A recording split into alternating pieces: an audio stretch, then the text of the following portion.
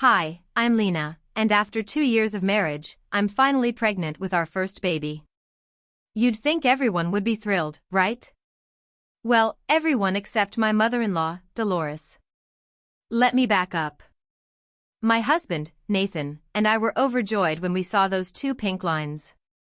After months of trying, it felt like a miracle.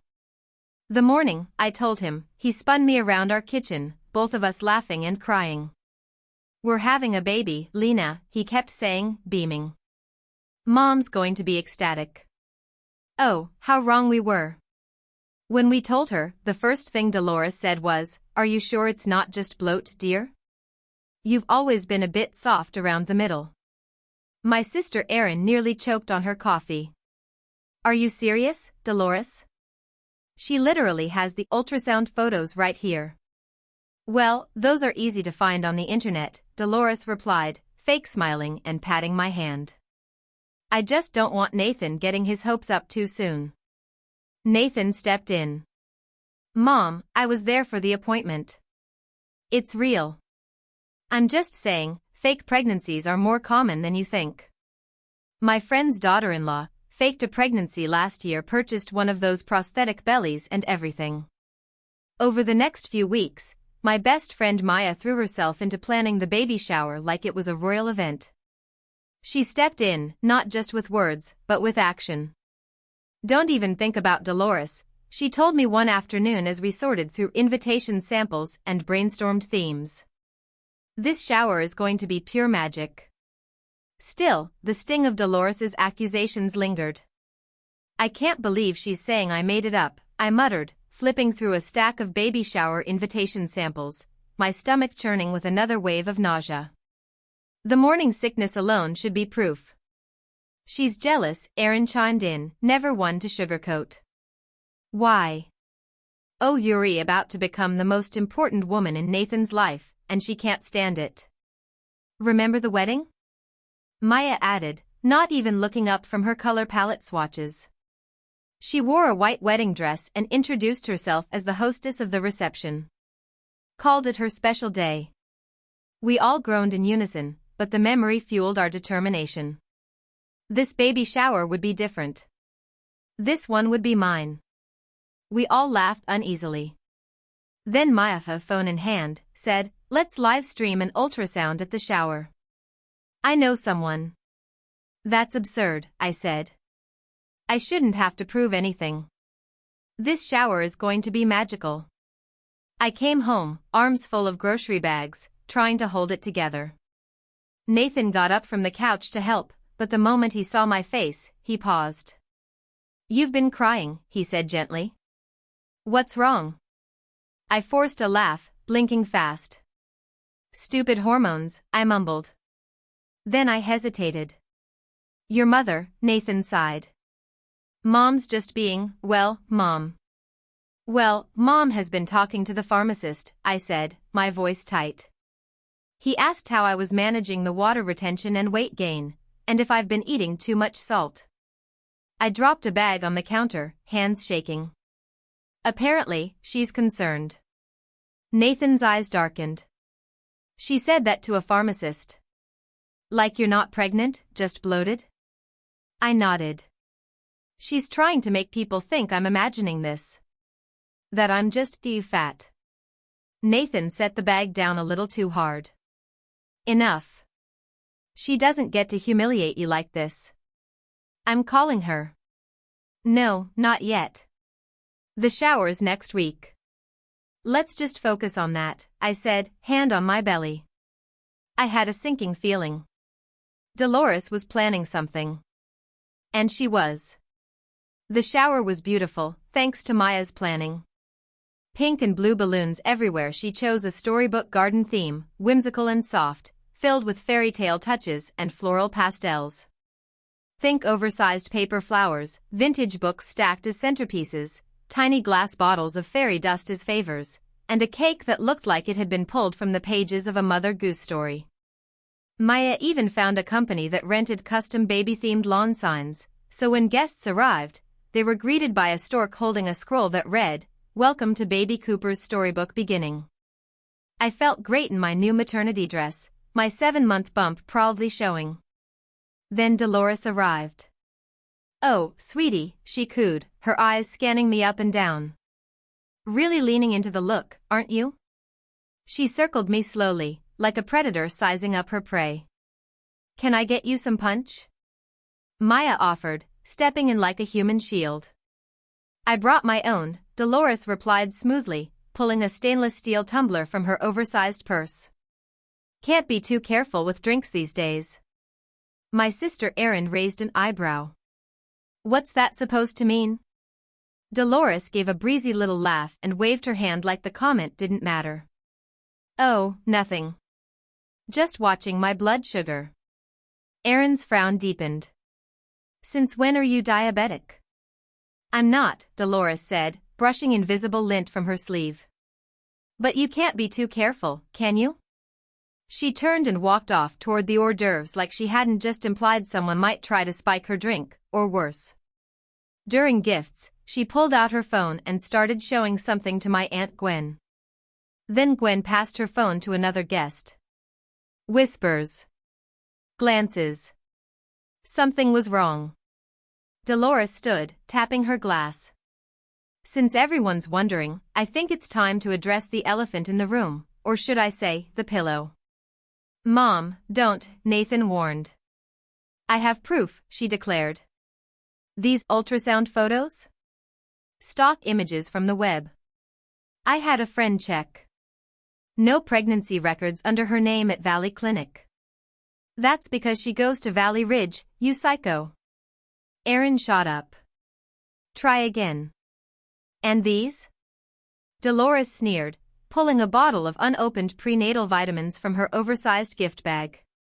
"Found them in the trash." "What pregnant woman doesn't take her vitamins?" "You went through our trash?" Nathan's voice cracked with fury, his face flushed red. "Those are the old ones," I said quietly, my throat tight. "I switched brands, they made me nauseous." "Oh, and in case anyone still believes this charade," she said with smug triumph, holding up her phone, "I've already messaged everyone. Check your phones. I've sent the real story." Around the room, guests glanced at their screens, some gasping, others whispering. My sister Erin's eyes narrowed.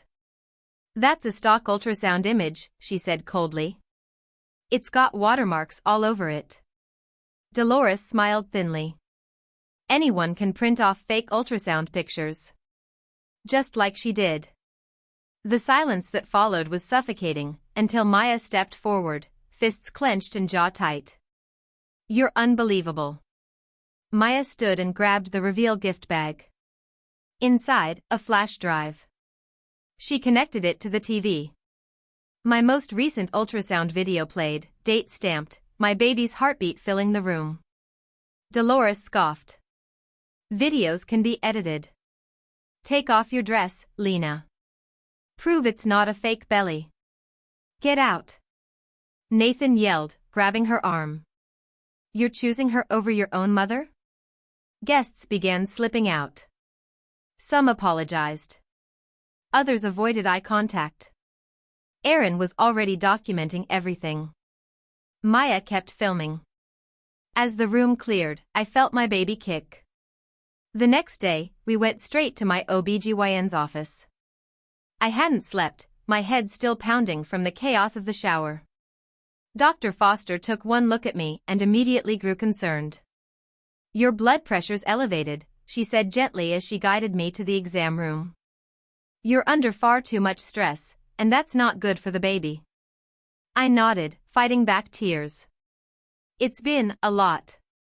She glanced between Nathan and me, then sighed. "There's something else I need to tell you." We both tensed. "Someone has been calling the office," she said carefully. "Repeatedly. They've been asking for information about your supposed pregnancy. They implied you weren't a real patient, at best mistaken, at worst faking the whole thing." I stared at her in stunned silence. "They claimed to be a concerned family member," Dr. Foster continued, her voice tightening, "and said they were worried about your mental health. Of course, we told them nothing. Your records are private. But I thought you should know." Nathan's jaw clenched. She actually did it. She tried to discredit you through your doctor. Dr. Foster nodded solemnly. It's harassment. And it needs to stop.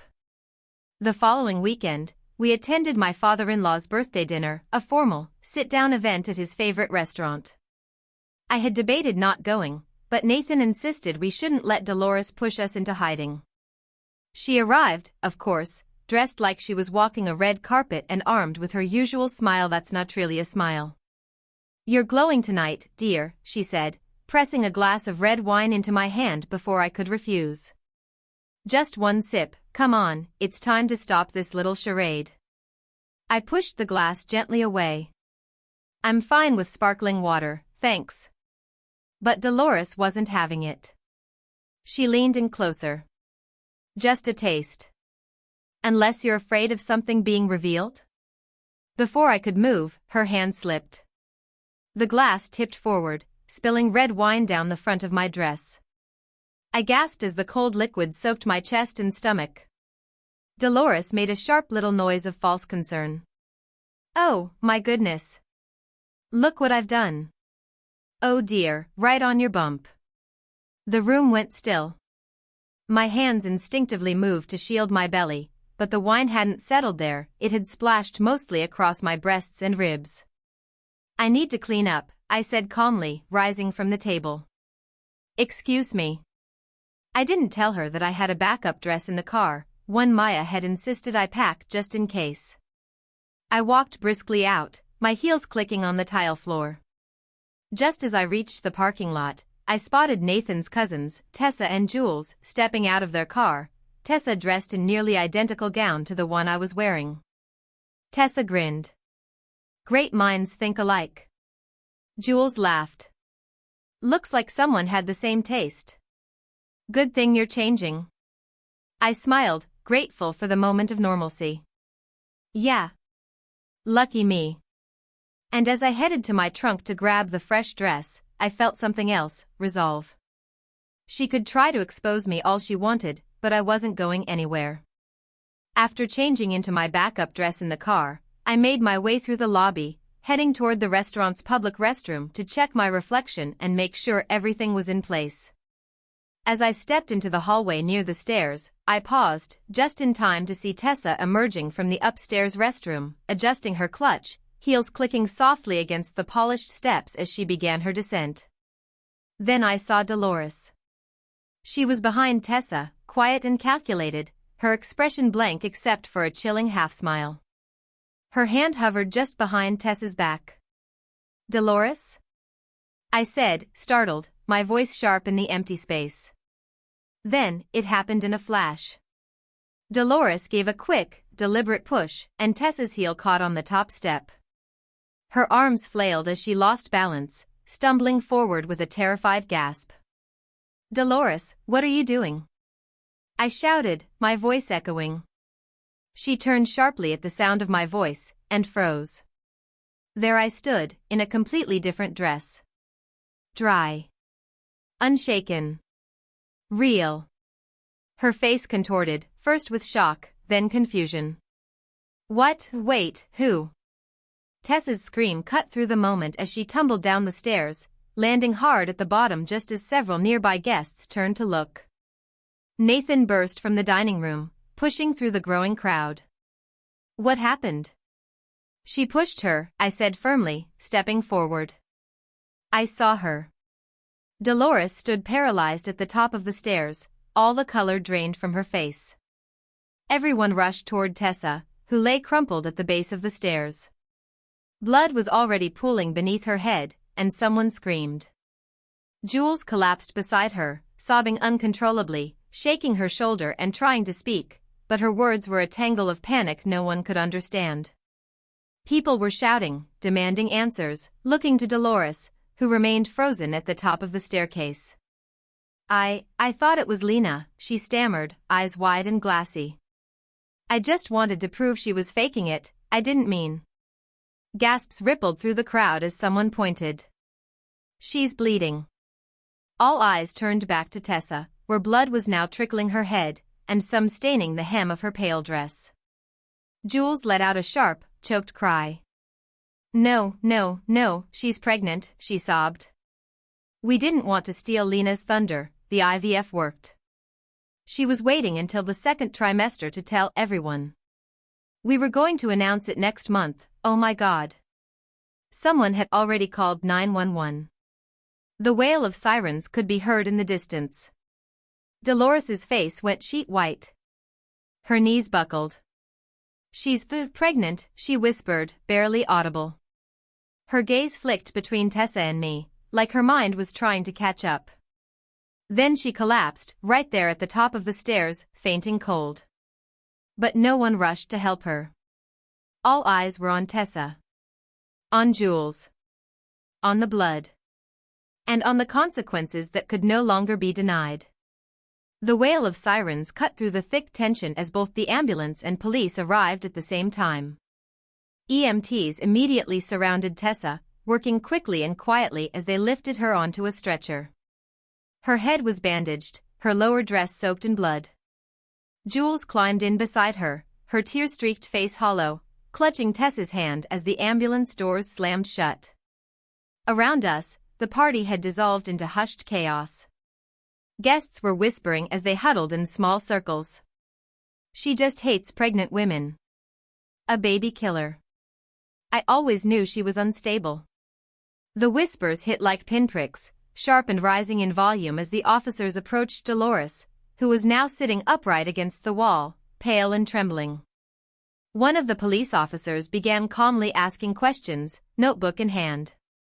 Dolores's answers were erratic, frantic. I was just trying to save my son, she said, waving her arms, her voice cracking. She's trapping him, they all are. I didn't mean to push her, I thought it was Lena, you have to understand, I was protecting my family. Another officer frowned.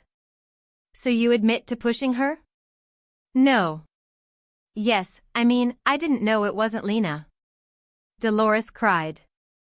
It was a mistake. Just a mistake. The officer exchanged a look with his partner. That was enough. Without another word, he turned her around and began cuffing her hands behind her back. Dolores shrieked like something had snapped loose inside her. No. No, stop. This is a family matter, she wailed, struggling. I didn't mean any harm. Someone tell them, I'm the victim here. She tricked us all. The guests recoiled as Dolores continued to howl, babbling like a child. She thrashed against the cuffs as the officers read her rights. That's when Nathan stepped forward. He stood in front of his mother, still and quiet, waiting until her wild eyes met his. You didn't mean it to be Tessa, he said softly, but you did want to hurt my wife. Dolores blinked rapidly, chest heaving. And Nathan, baby, please. I'm done, he said. And then he turned his back. Dolores broke. As the officers led her away, she cried out his name, reaching for him with bound hands, her voice growing smaller and more desperate until the squad car door slammed shut. But Nathan never looked back. While Dolores sat in a police station under harsh fluorescent lights, being fingerprinted and posed for her mugshot, across town, real healing was taking place.